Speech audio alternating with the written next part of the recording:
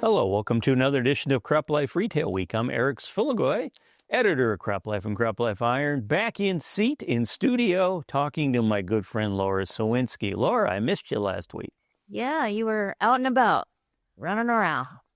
I was out and about running around, yes. And before we go much further, I should explain to our viewers why I was absent from last week's video.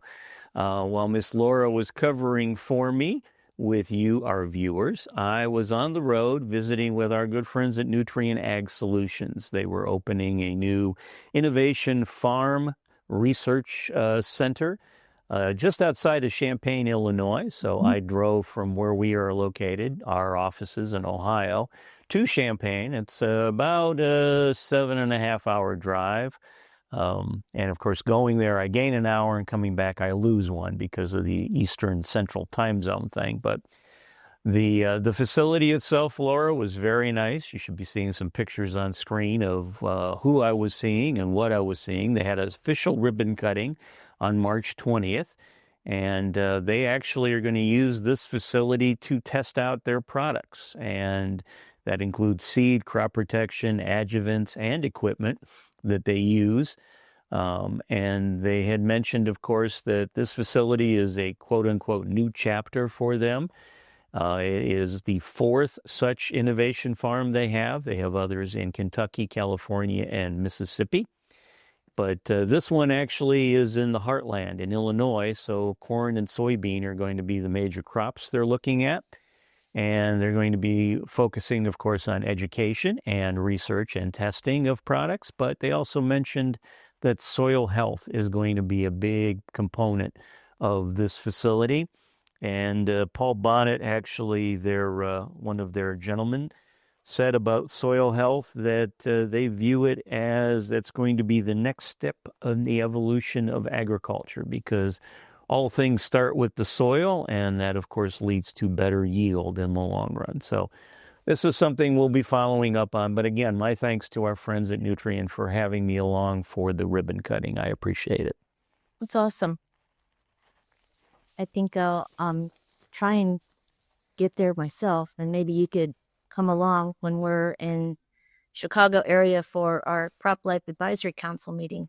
Excuse me. Yeah, and again, I was seeing this facility here in March, and the fields were bare. But yeah, if we visit later in the fall, I'm sure we'll get to see a full crop in the ground and in the field. And I'm sure there'll be some research information we'll be able to share with our viewers. So again, if you want to know more, stay tuned, and we'll hit you up in October. So before I kick it to you, one more thing I want to talk about. Again, we've been getting a lot of news out of Washington, D.C. regarding proposals and tariffs. Are they, aren't they going to be in place? And I know, one of the countries being targeted with tariffs is Canada, our friends to the north. And I know that our friends in the fertilizer business were very concerned about that, because one of the important fertilizers, potash, most of that, about 98% or so of the potash we use in the United States comes from outside the United States, and certainly a lot comes from Canada. But we found out a couple weeks ago, I guess this happened, President Donald Trump signed an executive order that is including potash as one of the important American minerals. Mm-hmm. So that basically means that potash will not be subject to the tariffs. And our friends at the Fertilizer Institute put forth a note saying that today's forward-looking action by the president recognized potash as a critical mineral to ensuring U.S. farmers have access to essential nutrients needed to grow the crops that feed our communities. So again, we got some good news there out of our friends in D.C. Yeah, so. that's actually a big relief, I'm sure. Oh, Many fronts. absolutely. Yeah. So, hey, I'll kick this off to you then. I know you said you had a couple of things to talk about, including a planned trip you have on the docket. Indeed, yeah. Our Signal newsletter, which comes out every week on Fridays as part of our global ad tech initiative here at Meister, recently had an article from Rob Barucci, CEO of Agmatics, and he identified top 5 ag tech trends for 2025 that he was watching. And number one on his list was data-driven regen agriculture. And um, he said the McKinsey Global Farmer Insights 2024 survey revealed 68% of farmers adopted crop rotations, 56% implemented reduced or no tillage, and 40% used variable rate spraying or fertilization. Um, just in recent conversations, and I may have mentioned this recently, Fred Nichols at Huma, excuse me, Tristan Breyer at the Mosaic Company. A lot of folks now are talking about soil health, as it's great. It's, as Ron says, it's an important topic for 25.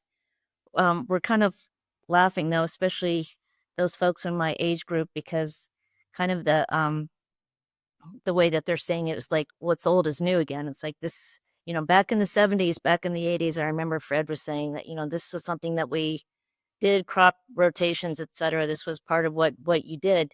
The difference now, and this is what's so exciting about ag tech in particular, we have more insights as to how it works, why it works, how we can apply that, control it more, to get results that we're looking for. But it's kind of cool. I like talking about it. I like hearing about how people view it, kind of what's working, what's not, where do we still need to make improvements, where we need some better insights and so forth.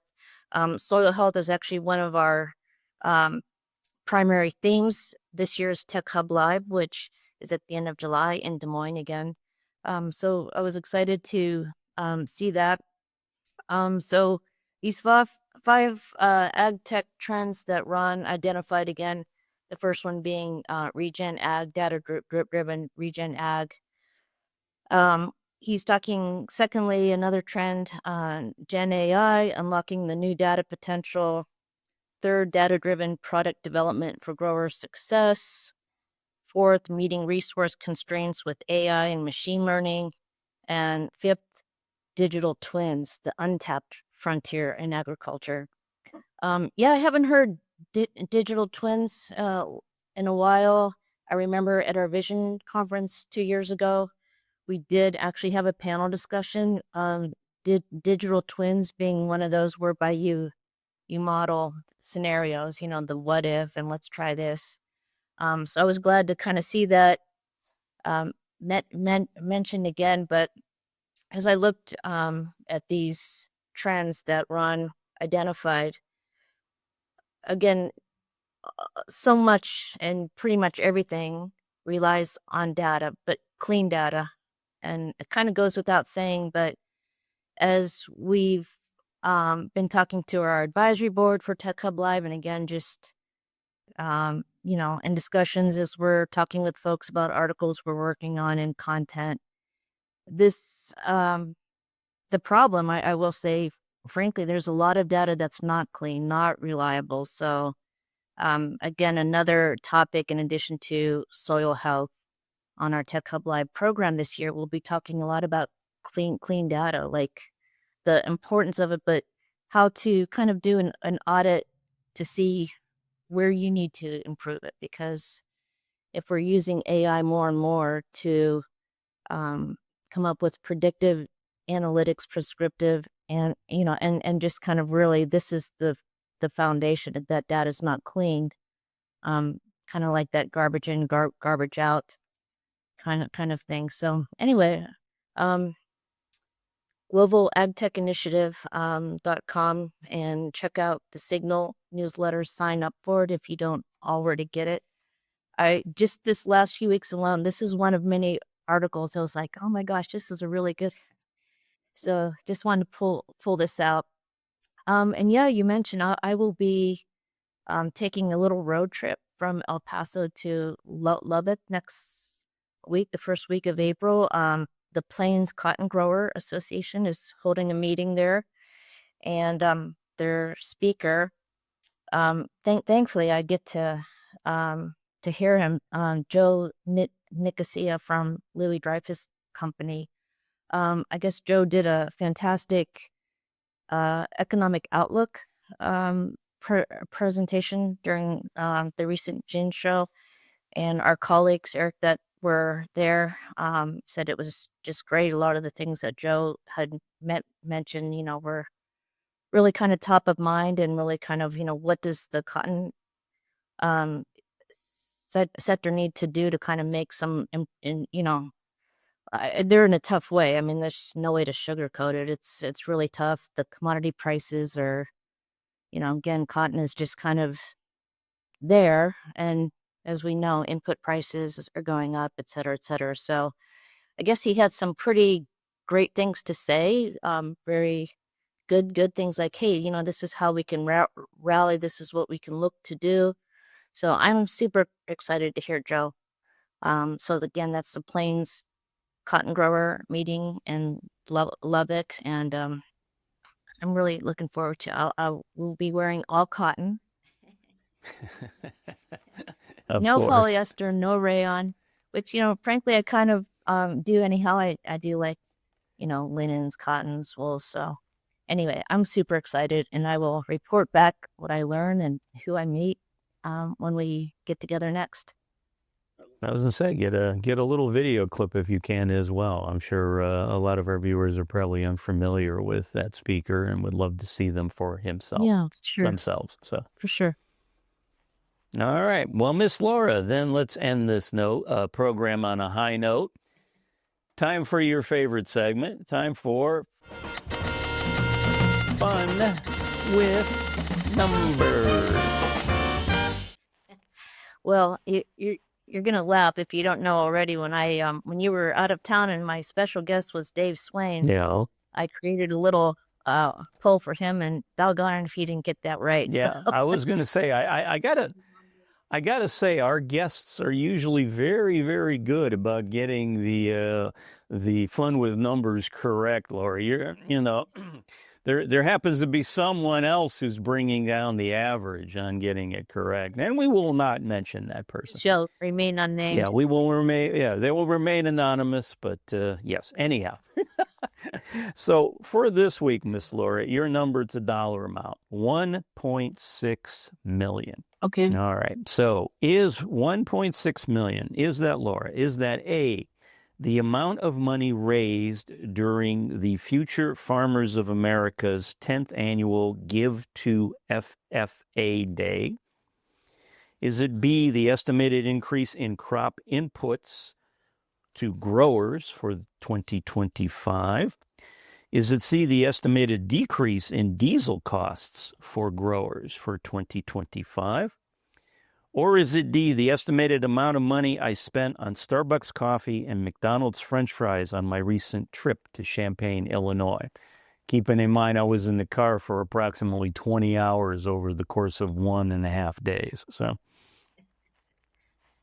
when you opened the car door, did all these paper French cups fry wrappers and empty Starbucks cups. Yes, I had a lot of them. Yes. Will you give me B again? I want to make sure I understand. The estimated increase in crop input costs to growers for 2025. Wow. I'm going to go with B. Yeah, no, you would be wrong. No, the correct answer is A. 1.6 million. That's the amount of money that was raised by the Futures Farmers of America during their 10th annual Give to FFA Day. That represented $200,000 more than they got during 2024. And again, that money is going to be used to directly support FFA and agricultural education for local chapters, state associations, and the national FFA to get more farmers, future farmers, involved into the agricultural marketplace. So that's cool. Yeah, so some more than last year. That's great. Yeah, $200,000 more than last year. So again, they had a very good fundraiser. So, I know they talk about manpower shortages in ag. Hopefully, this will help decrease some of the manpower shortages that we're seeing. So, yeah, that's great. Well, congrats to them, and I don't mind getting that one wrong because it was for a good thing. It was. Understood. All right. Well, everyone, thanks for joining us for this edition of CropLife Retail Week. On behalf of myself and everyone at the CropLife Media Group, thanks for joining us, and we will see you again next week.